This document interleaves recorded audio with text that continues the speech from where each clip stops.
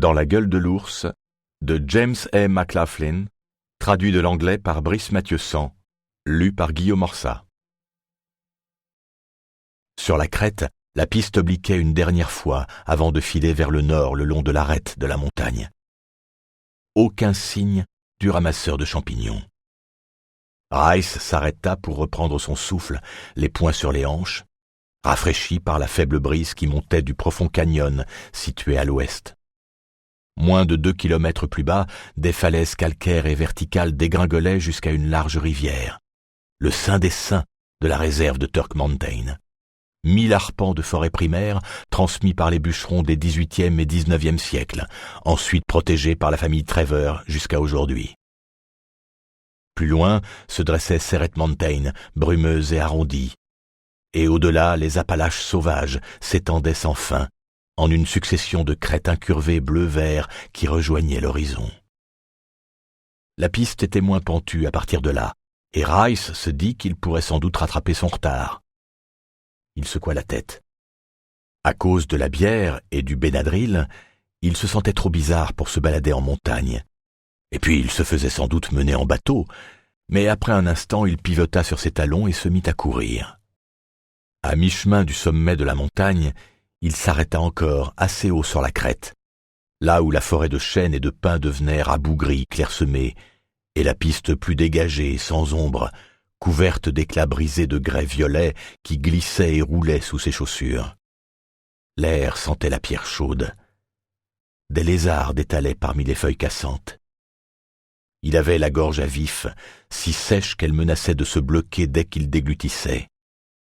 Il aurait dû emporter la gourde. N'ayant pas vu le ramasseur de champignons depuis près d'1 heure, il pensa que ce type avait sans doute changé d'avis et rejoint le couvert de la forêt.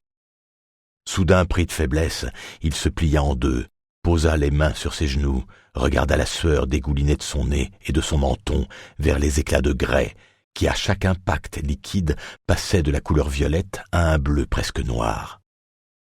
« Elle est plus loin !» Il se redressa trop vite et sa vision se brouilla. L'homme crapahutait au bord du chemin, à moins de 20 pas. Elle ? Avant que Rice ait le temps de l'interroger, le ramasseur de champignons mit le cap à l'ouest, à travers les fourrés, sans suivre le moindre sentier que Rice puisse identifier. Ils descendirent le versant à travers de jeunes chênes et des rhododendrons à l'écorce écailleuse, entremêlés à des lauriers de montagne qui s'accrochaient à leurs cuisses, les griffes de chat égratignant leurs tibias. Des vautours s'envolèrent d'un bosquet de grands pins jaunes. L'homme rejoignit la base d'un de ces arbres, puis se laissa tomber sur un genou comme pour adresser une supplique à côté d'une masse qui gisait parmi les aiguilles de pin, la silhouette du manchot empêchant Rice de voir de quoi il s'agissait. Il ralentit par prudence et sans bien savoir pourquoi. Des essaims bruyants et tourbillonnants de mouches bleues et vertes percutèrent ses jambes comme du petit plomb. L'odeur forte et cuivrée était vaguement familière. Du sang et des viscères, une viande chauffée par le soleil. Le ramasseur de champignons se releva et s'écarta d'un corps décapité, allongé sur le flanc. Rice crut d'abord qu'il s'agissait d'une femme.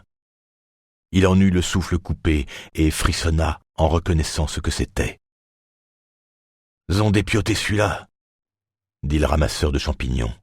« N'ai vu plus d'une douzaine, certains écorchés. D'habitude, ils prennent rien que les mains et la vésicule. » Il se mit à marcher de long en large sous l'arbre, en marmonnant dans sa barbe. La créature était nue, sans peau, ses muscles rouges et fripés aux endroits où les fascias avaient commencé de sécher. On avait fendu l'abdomen et les vautours en avaient extrait de pâles longueurs d'intestins noueux.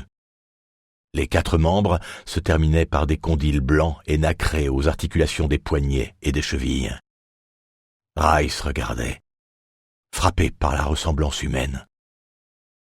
Au bout d'un moment, il réussit à parler. « C'est un ours ?